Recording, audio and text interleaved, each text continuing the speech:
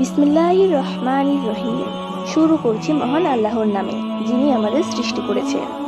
আসসালামু আলাইকুম প্রিয় দর্শক, আজ আমরা আপনাদের সামনে তুলে ধরব এক মহান নবীর জীবন কাহিনী।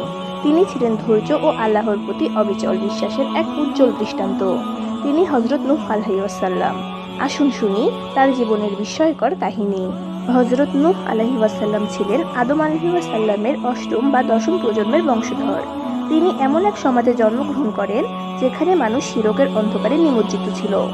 তার পূর্বপুরুষদের মধ্যে ছিলেন আল্লাহর অনেক গুণগত বান্দা, কিন্তু সময়ের সাথে সাথে মানুষ সত্য থেকে সরে গিয়ে মূর্তি পূজায় লিপ্ত হয়। হযরত নূহ আলাইহিস সালাম শৈশব থেকেই বুদ্ধিমান ও ন্যায়পরায়ণ ছিলেন। তিনি সর্বদা সত্য ও ন্যায়ের পথে চলার শিক্ষা পেয়েছিলেন। তিনি বড় হয়ে একজন সৎ ও ধার্মিক ব্যক্তি হন। তার সমাজের লোকেরা যখন মূর্তি পূজায় ব্যস্ত ছিল, তখন তিনি একমাত্র আল্লাহর ইবাদতে লিপ্ত থাকতেন। আল্লাহ হযরত নূহ আলাইহিস সালামকে নবুয়ত দান করেন যখন তিনি মধ্য বয়সে উপনীত হন। তিনি নবুয়ত পাওয়ার পর প্রথম কাজ হিসেবে তার সম্প্রদায়কে এক আল্লাহর ইবাদতের জন্য ডাকেন। তিনি বলেন, হে আমার সম্প্রদায়, তোমরা আল্লাহর ইবাদত করো, তিনি ছাড়া তোমাদের আর কোনো ইলাহা নেই। সূরা আল আরাফ আয়াত নং 59।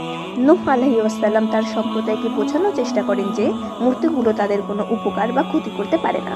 তিনি মানুষকে আল্লাহর একত্ববাদ ও পরকালের শাস্তি সম্পর্কে সতর্ক করেন।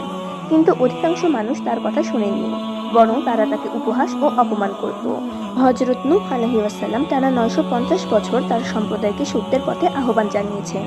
তিনি দিনে ও রাতে গোপনে ও প্রকাশ্যে মানুষকে দাওয়াত দিতেন, কিন্তু তাকে নানা প্রতিকূলতার সম্মুখীন হতে হয়।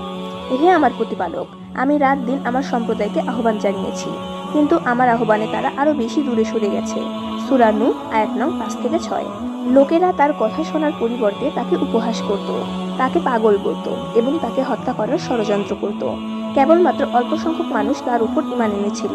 যখন হযরত নূহ আলাইহিস সালাম বুঝতে পারলেন যে তার সম্প্রদায় কখনো সঠিক পথে আসবে না, তখন তিনি আল্লাহর কাছে ফরিয়াদ করলেন। আল্লাহ তাকে নির্দেশ দিলেন একটি বিশাল নৌকা নির্মাণ করতে। নূহ আলাইহিস সালাম ও তার অনুসারীরা নৌকা নির্মাণ শুরু করেন। কাফেররা তাদের উপহাস করতে থাকে এবং বলে, তুমি তো এখন জাহাজ তৈরি করছো, অথচ এখানে কোনো পানি নেই। কিন্তু নূহ আলাইহিস সালাম ধৈর্য ধরে কাজ চালিয়ে যান। তিনি জানতেন আল্লাহর আদেশ অবশ্যই বাস্তবায়িত হবে। যখন নৌকা প্রস্তুত হয়ে যায়, তখন আল্লাহর আদেশে আকাশ থেকে প্রবল বৃষ্টি নামতে শুরু করে এবং পৃথিবীর গভীর থেকে পানি বের হয়ে আসে। নূহ আলাইহিস সালাম ঈমানদারদের ও প্রতিটি প্রাণীর এক জোড়া করে নৌকায় তুলে নেন, কিন্তু তার এক পুত্র কাফেরদের সঙ্গে থেকে যায়। নূহ আলাইহিস সালাম তাকে ডাকলেন, কিন্তু সে বলে, আমি পাহাড়ে উঠে নিজেকে রক্ষা করব। তখনই বিশাল ঢেউ এসে তাকে গ্রাস করে। অবশেষে যখন পৃথিবী শুদ্ধ হয়ে যায়, তখন আল্লাহর হুকুমে পানি শুকিয়ে যায়। নূহ আলাইহিস সালামের নৌকা যদি পাহাড়ে স্থির হয়। এরপর তিনি ও তার অনুসারীরা নতুন করে পৃথিবীতে জীবন শুরু করেন। নূহ আলাইহিস সালাম দীর্ঘ জীবন লাভ করেন।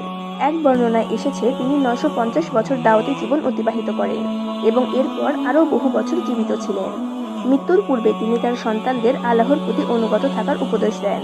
তিনি বলেন, তোমরা কখনো শিরক করো না এবং সব সময় সত্যের পথে থেকো। অবশেষে তিনি বার্ধক্যে উপনীত হয়ে ইহলোক ত্যাগ করেন। তার কবর কোথায় অবস্থিত এ বিষয়ে নিশ্চিত কোনো তথ্য নেই, তবে অনেকের মতে তার কবর বর্তমান ইরাক বা তুরস্কে অবস্থিত। হযরত নূহ আলাইহিস সালামের জীবন আমাদের ধৈর্য, আল্লাহর প্রতি অবিচল বিশ্বাস ও সত্যের পথে থাকার শিক্ষা দেয়। তিনি প্রমাণ করেছেন যে সত্যের পথ কখনো সহজ নয়, কিন্তু শেষ পর্যন্ত সফলতাই আল্লাহর বিধান। আসুন আমরা সবাই আল্লাহর প্রতি অনুগত হই এবং সত্যের পথে চলি। ভিডিওটি ভালো লাগলে লাইক, কমেন্ট ও শেয়ার করুন। ইসলামিক কন্টেন্ট পেতে আমাদের চ্যানেলটি অবশ্যই সাবস্ক্রাইব করবেন।